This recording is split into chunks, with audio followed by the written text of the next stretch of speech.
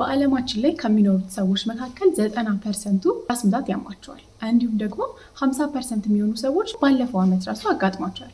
ዛሬ ደግሞ በተለየ ሁኔታ በጣም ስለሚምታቱትና ብዙ ሰዎች ስለሚያወዛግባቸው ሁለት አይነት ራስ ምታቶች አተኩረን የምንነጋገር ይሆናል። አንደኛው የማይግሬን ራስ ምታት ሲሆን ሁለተኛው ደግሞ የሳይነስ ራስ ምታት ነው።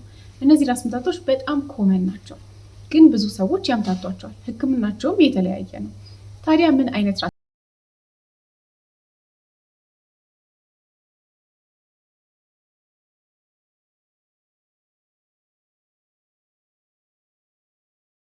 70-80% የሚሆኑት ሰዎች በአብዛኛው የሚያጋጥማቸው ራስ ምታት ቴንሽን ሄዴክ ይባላል።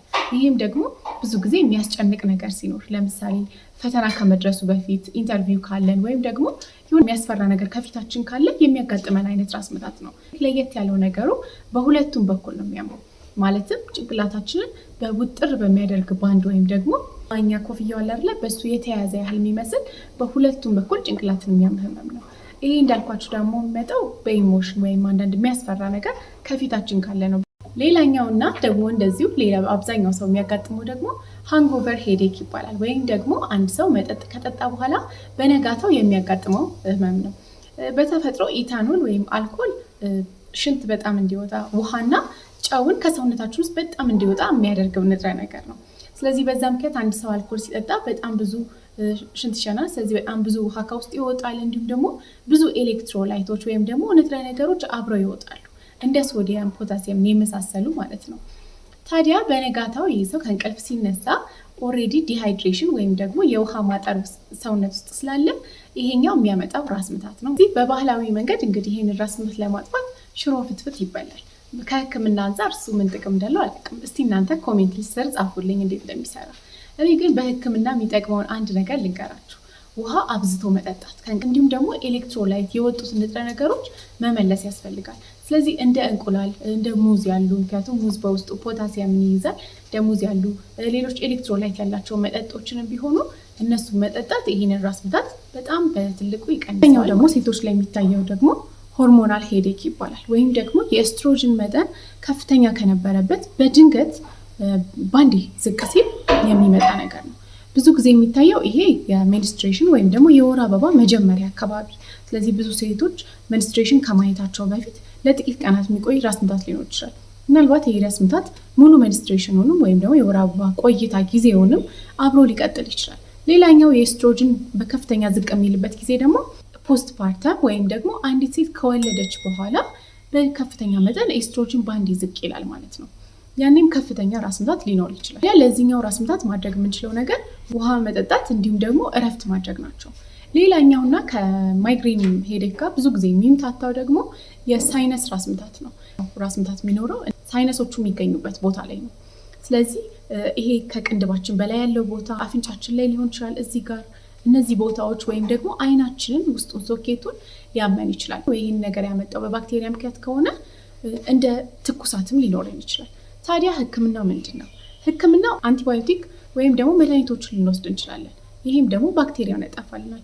ከዚህ በተጨማሪ ቀለል ያሉ ማስታገሻዎች ልክ እንደ ፓራስታሞል፣ አይቦፕሮፊን። በጣም የሚጠቅመው ነገር ደግሞ ቤት ውስጥ ስቲም መጠቀም ነው፣ ወይም ደግሞ አፍንጫችንን ማጠብ። ታፍኖ የነበረውን ሳይነስ ኮንጀስትድ ሆኖ የነበረውን ሳይነስ ይከፋፍትልናል። እንዲሁም ደግሞ አፍንጫን እንደዚህ የታፈነውን ነገር ሊከፋፍቱ የሚችሉ መድኃኒቶችን መውሰድ። ናዛል ወሽም ደግሞ ይሄንን ሳይነስ ውስጥ የታፈነውን ነገር ስለሚያወጣልን ናዛል ወሽም ሌላ በጣም አሪፍ ነገር ነው ማለት ነው። ታዲያ እንዳልኳችሁ ሳይነስ ሄዴክ አጥንቶቻችን ስር እዚህ አይናችን አካባቢ አፍንጫችን አካባቢ ነው የሚኖረው። ብዙ ጊዜ ከማይግሬን ሄዴክ ጋር ሲያመሳስሉት ስለማይ ህክምናቸው በጣም የተለያየ ነው። ታዲያ ሁሉም ሰው ስለሚያውቀው አትሊስት በጣም ብዙ ሰዎች ደግሞ ስለሚያማቸው ስለ ማይግሬን ራስ ምታት እንነጋገር። ማይግሬን በጣም ብዙ ሂደቶች አሉት። በአንድ አይደለም የሚመጣው። ሲመጣ ከ4 ሰዓት እስከ 3 ቀን ድረስ ወይም እስከ 72 ሰዓት ድረስ የመቆየት ሁኔታ አለው። ማይግሬን ከመምጣቱ በፊት መጀመሪያ የሚያሳያቸው አንዳንድ ምልክቶች አሉ። በተደጋጋሚ ማዛጋት ሊኖር ይችላል። ድካም ማለት፣ የሙድ መቀያየር ወይ ዲፕረስድ መሆን፣ ቶሎ ቶሎ መናደድ፣ ሆነ የምግብ አይነት ያምራቸዋል። አንገት አካባቢ፣ ማጅራት አካባቢ ጭምድድ አድርጎ የመያዝ ስቲፍ መሆን፣ ሲያንቀሳቅሱ የማመም ሁኔታም ይታያል። ይህ መጀመሪያ ማይግሬን ከመምጣቱ በፊት ያሉ ምልክቶች ናቸው። ሊመጣ ትንሽ ጊዜያት ሲቀሩት ደግሞ የሚመጣው ሌላ ምልክት ብዙ ሰዎች እናያለን የሚሉት አውራ የሚባል ነገር ነው። አውራ ማለት ሲያዩ ብዥ እንደማለት ሊሆን ይችላል፣ ወይ ድብዝዝ እንደማለት ዚግዛግ የሚሰራ ብርሃን አይነት ነገር የሚያዩት ነገር ጀርባ ብርሃን እንዳለ አይነት የሚሰማ ስሜት ነው።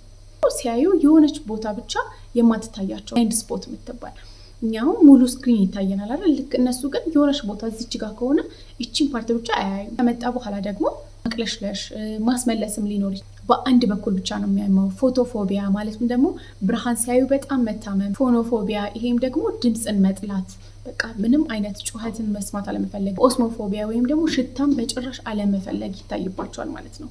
ታዲያ ይሄም ማይግሬን ህመም እንደነገርኳችሁ በአንድ በኩል ብቻ ነው። ችግሩ መጠኑ እየጨመረ ነው የሚሄደው። አንዳንዴ መለስ ያለ ሊሆን ይችላል፣ አንዳንዴ ደግሞ ሲቪር ሊሆን ይችላል። ማይግሬንን ሊያመጡ የሚችሉ ነገሮች ወይም ደግሞ ማይግሬናችንን ሊቀሰቅሱ የሚችሉ ነገሮች ምንድን ናቸው? ምናልባት ከነዚህ መሀል እያደረጋችሁ ያላችሁት ነገር ምንድን ነው? እስቲ ራሳችሁን ቼክ አድርጎ። መጀመሪያ ምግብ ነው። በሚገርም ሁኔታ አንዳንድ ምግቦች ማይግሬን ያስነሳሉ። ለምሳሌ የቆየ አይብ፣ እንዲሁም ደግሞ አርቲፊሻል የሆኑ ማጣፈጫዎች፣ ቡና በጣም ከበዛ፣ ቸኮሌት፣ እንዲሁም ደግሞ ቅድም እንደተነጋገርነው ቀይ ወይን ወይም ደግሞ አልኮሎችም ያመጣል። ውጥረት፣ ጭንቀት፣ እንዲሁም ደግሞ ስትረስ፣ የእንቅልፍ መዛባት፣ ትንሽ ብቻ መተኛት ወይም ደግሞ በጣም ከመጠን በላይ መተኛት፣ አንዳንዴ ደግሞ የተዛባ እንቅልፍ በተለያየ ሰዓት ምንተኛ ከሆነ ሆርሞናልም ሊሆን ይችላል ቅድም እንደተነጋገርነው። ስለዚህ የወሊድ መቆጣጠሪያ መድኃኒቶችን የምትወስዱ ከሆነ የወር አበባ መጀመሪያ ላይ ለረዥም ሰዓት ኮምፒውተሮችን፣ ለረዥም ሰዓት ስልካችንን ማየት፣ እንዲሁም ደግሞ ሽታዎች ጥሩም ሆነ መጥፎ ሽቶም ለራሱ ሊሆን ይችላል። ጠንካራ ያለ ሽቶ ሊያስነሳብን ይችላል። ሙቀት፣ እስቲም ማድረግ፣ ውሃ አለመጠጣት ዲሃይድሬሽን ስለሚያስከትል አንዳንድ መድኃኒቶች በተለይ ቀለል ያሉ የሚታዘዙልን ህመም ማስታገሻዎችን በተደጋጋሚ መውሰድ የሆነ ሰዓት ስናቆማቸው ማይግሬን የሚያስቸግረው ወይም ደግሞ ራስ ምታት በብዛት የሚያስቸግራችሁ ከሆነ ምን ማድረግ ትችላላችሁ? የመጀመሪያ ቀዝቀዝ ያለ እንዲሁም ደግሞ ጨለማ የሆነ ክፍል መቀመጥ ወይም ደግሞ እዛ መተኛት ነው። ከሚቀሰቅሱ ነገሮች መሀል አንዱ ብርሃን እንዲሁም ደግሞ ሙቀት ናቸው። ስለዚህ ቀዝቀዝ ያለ ክፍል፣ ከዛ ደግሞ ጸጥታ ያለበት ክፍል ላይ መተኛት ወይም ደግሞ ሊሆን ያክል ጊዜ ማረፍ፣ ውሃ መጠጣት፣ እንዲሁም ደግሞ ቀለል ያሉ ስፖርቶችን መስራት እንደ ዮጋ፣ ስትሬች ማድረግ። ኮልድ ኮምፕረስ ነው። ኮልድ ኮምፕረስ ማለት ቀዝቃዛ በረዶን ግንባራችን ላይ ወይም ደግሞ ከአንገታችን ጀርባ ላይ መያዝ ነው። ይሄ ማይግሬን የሚመጣበት መንገድ አትሰም ፖይንት የሆነ ብዙ ፕሮሰሶች አሉት እና እዛ መሀል ላይ ቫዞዳይሌሽን የሚባል ነገር ያመጣል። ቫዞዳይሌሽን ማለት የደም ስሮች ይለጠጡና በጣም ብዙ ደም በዛ በኩል ያልፋል ማለት ነው።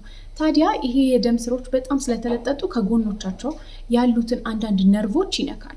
እነዛ ነርቮች ሲነኩ ደግሞ ህመም የሚባል ነገር ይፈጥራሉ ማለት ነው። ታዲያ እኛ በረዶ በምናደርግበት ጊዜ፣ ቀዝቃዛ ነገር በምንይዝበት ጊዜ እነዛ ደም ስሮች መኮማተር ይችላሉ። የሚኮማተሩ ከሆነ ደግሞ ያንን ህመም የሚያመጣውን ነርቭ አይነኩትም ማለት ነው። ከ15 እስከ 20 ደቂቃ መያዝ እንችላለን። ቡናም ደግሞ በትንሹ በብዛት ሳይሆን በትንሹ መጠቀም ይመከራል። እንዲሁም ደግሞ አነስ ያለ ማይግሬን ከሆነ ኦቲሲ የምንላቸውን በፋርማሲ ሄደን ራሳችን መግዛት የምንችላቸው እንደ ፓራስታሞል፣ አይቦፕሮፊን ያሉ መድኃኒቶችን ልንወስድ እንችላለን። ከዛ ከፍ ካለ ግን እና የቆየብን ጊዜም ደግሞ ከ3 ቀን በላይ ከሆነ ወደ ሐኪም መሄድና ከፍ ያሉ መድኃኒቶችን መውሰድ ይገባናል ማለት ነው። እነዚህ መድኃኒቶች ያለ ሐኪም ማዘዣ በሱቅ አይሸጡ። ስለዚህ ሐኪማችንን ካናገርን በኋላ ሐኪማችን ካዘዘልን መውሰድ የምንችል ይሆናል። ማድረግ የምንችላቸውን ነገር ልንገራችሁ። ከነዛ መሀል ዝንጅብል ሻይ፣ ዝንጅብል ማቅለሽለሽንና ማስመለስን በጣም ይቀንሳል።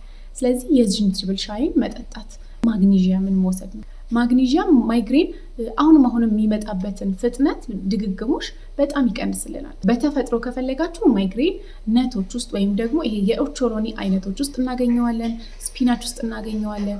በተጨማሪም ደግሞ አሁን ላይ የማግኒዥየም ሰፕሊመንቶች ይሸጣሉ። ስለዚህ እነሱን መድኃኒቶች መውሰድ እንችላለን። ራስ ምታት በህይወቴ ካየሁት ራስ ምታት የበለጠ ነው፣ በጣም እንደዚህ አይነት ራስ ምታት አሞኝ አያውቅም የምትሉ ከሆነ የሚመጣው የሚሄደው ራስ ምታት ወይም ደግሞ ማይግሬን ብቻ ላይሆን ይችላል። ብዙ ጊዜ የደም መፍሰስ አእምሮ ውስጥ ሲያጋጥም ዋነኛና ትልቁ ምልክቶቻቸው በከፍተኛ ራስ ምታት ነው። ስለዚህ ወደ ሐኪም ቤት ሄዶ መታየት፣ ምናልባት ሲቲ ስካን፣ ኤምአርአይ፣ አንዳንድ ላቦራቶሪ ላይ ያሉ ምርመራዎችን ልታደርጉ ትችላላችሁ። ራስ ምታት ብቻውን ሳይሆን ከሰውነት መዛል ጋር አብሮ የሚመጣ ከሆነ እንዲሁም ደግሞ ያ ሰው ትንሽ የሚናገረው ነገር ለየት ያለ ከሆነ ትክክለኛ አይደለም፣ በጤነኛ አእምሮ አይደለም የምንለው ነገር አለ። እንደዛ የሚናገር ከሆነ እነዚህ በጣም ከፍተኛ የሆነ ሌላ ምክንያት ሊኖረው ይችላል ማለት ነው። እስከ ቪዲዮ መጨረሻ አብራችሁኝ ስለነበራችሁ አመሰግናለሁ። ዶክተር አሳንቲ ሰለሞን ነኝ። እስካሁን ሰብስክራይብ ካላደረጋችሁ ደግሞ ሰብስክራይብ የምትለዋን ምልክት ተጫኗት። ሰላማዊ